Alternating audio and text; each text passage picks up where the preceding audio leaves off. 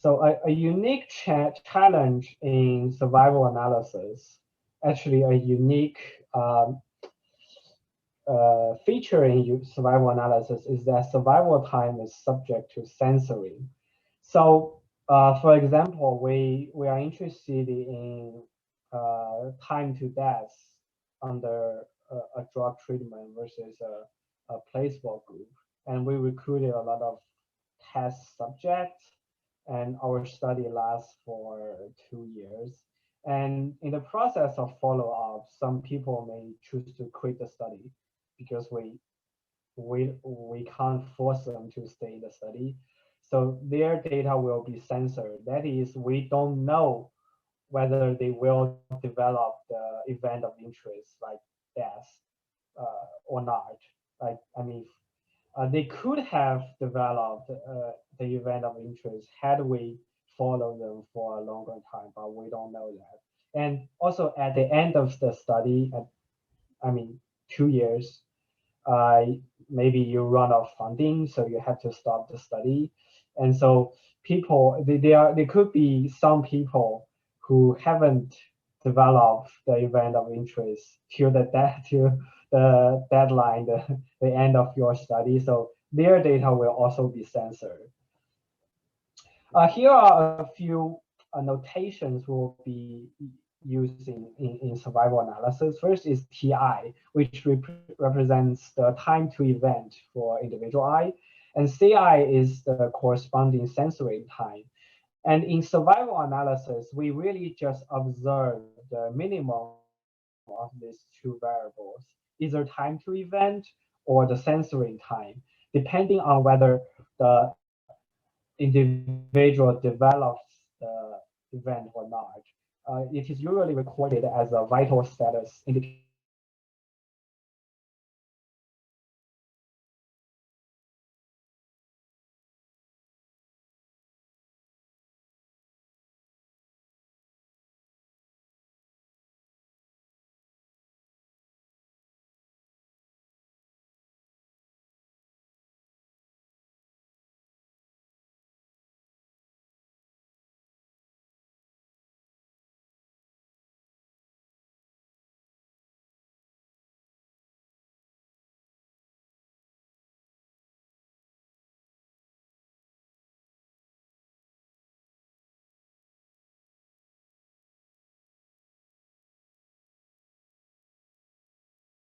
Yeah, sorry, maybe I was cut off for a few seconds. Remind me, where should I start?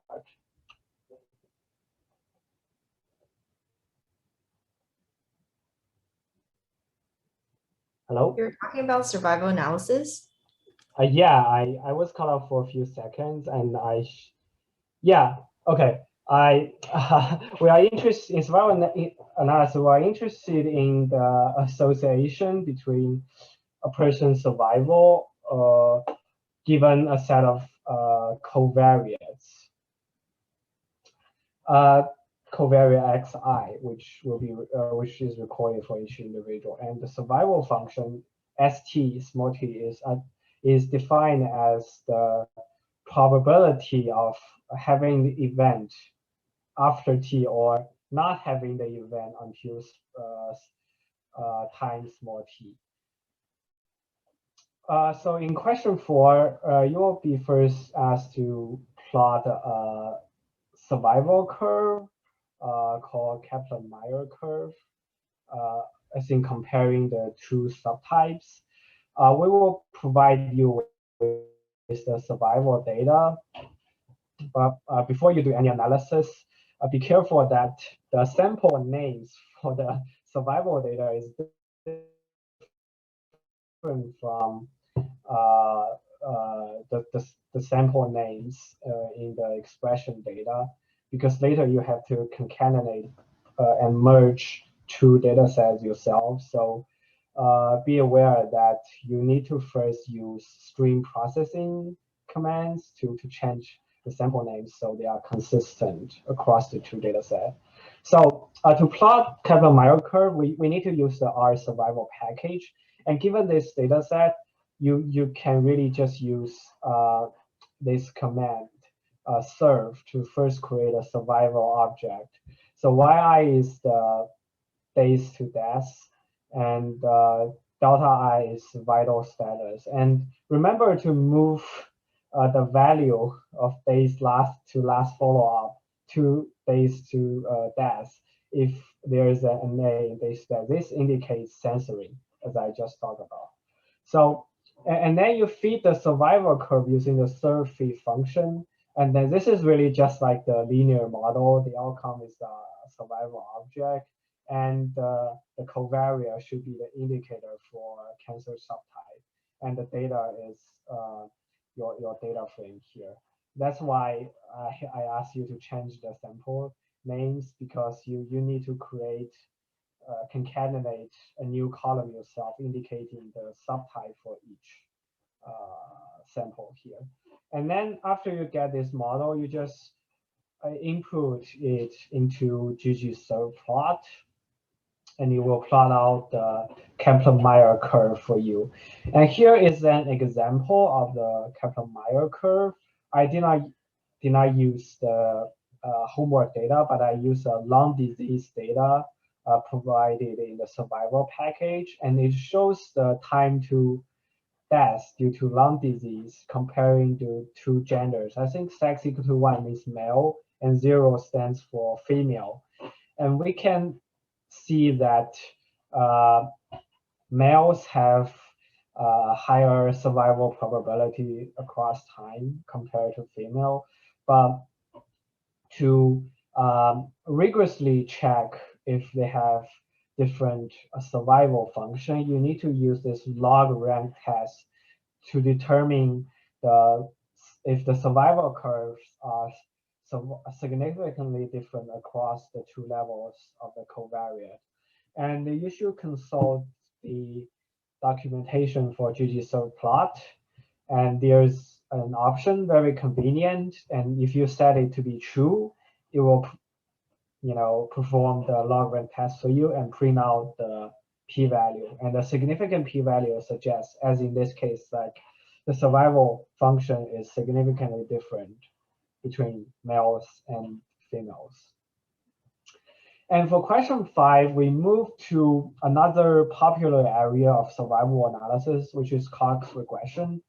So Cox regression model focus on the hazard ratio against a set of covariates. So we are not interested in survival function anymore, but we are interested in hazard ratio. So hazard function at a time t is defined as the instantaneous rate of event at time t, given no event has happened prior to this time small t. So mathematically, you need to calculate the conditional probability is that given that there has been no event until small t, the probability of having an event with a small time period, delta, after this time t. And you divided that conditional probability by delta, and you take the limit, like when delta is infinitely small. So you will get the instantaneous rate of having an event at a small time t, given that the individual has not developed event prior to that. And the Cox hazard model, or popularly, commonly called proportional hazard model, is shown here. So the hazard of an individual at time ti is equal to the baseline hazard times this chunk. It's like a linear model and then take an exponentiate. So the thing is, like the lambda 0 here is the baseline hazard, which is like all the covariates are, when all the covariates are equal to 0, that is the hazard. And hazard ratio is like you just move the beta 0 to the left side of the equation, and you will probably notice that this hazard ratio is irrelevant to time t. It is not a function of t. And this is the basic assumption of Cox regression model and why it's called proportional hazard model. it is that the hazard ratio at any time will be independent of the time itself, but only relevant to the covariate level of individuals. And with a bit of linear algebra, just like linear regression, we know that the exponentiate of a coefficient like beta I is the hazard ratio for one unit increase in the covariate xi if xi is continuous, or it is a hazard ratio comparing two levels of xi if x is binary. And the way to fit a Cox regression model in R is shown below. This is just an example, still using the lung disease data provided in the survival package. We are interested in the association between hazard and sex. So we, like drawing Kaplan-Meier curve, we need to first create the survival object, use it as outcome, and sex is covariate. The command we will be using is Cox PH, so Cox proportional model, and input the data. And we use summary statistic to obtain the model statistic. Like sex here, it will tell you whether sex is a significant predictor. It will give you the coefficient, but it's very nice that it will also exponentiate for you. So we get 0.588 here. And this, according to what I said here, this means that the hazard ratio of deaths due to lung disease comparing male to female is just 58.8%. It means males have a much lower hazard of death compared to female. And this really aligns well with the survival curve here. So you can see that although they measure different functions as outcome, the result should be consistent. If you get like a higher survival for male, but a much higher hazard for male, you should check your result to see if something is wrong. And I think this question will ask you about the predictive power of a Cox model compared to a NUM model.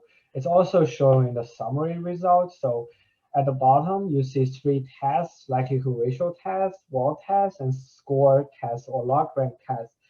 They tell you whether your model has significantly higher power compared to a NUM model without any covariates. So without any of these covariates, it's just like in linear model, you predict the sample mean for everybody. So a significant p-value, as in this case, indicate that this model is better than a model without any coefficient. So much for the background and how to run the command. So specifically for this question 5, we ask you to use differential genes you got from previous questions comparing the 2 subtypes as covariates to feed a Cox proportional hazard model.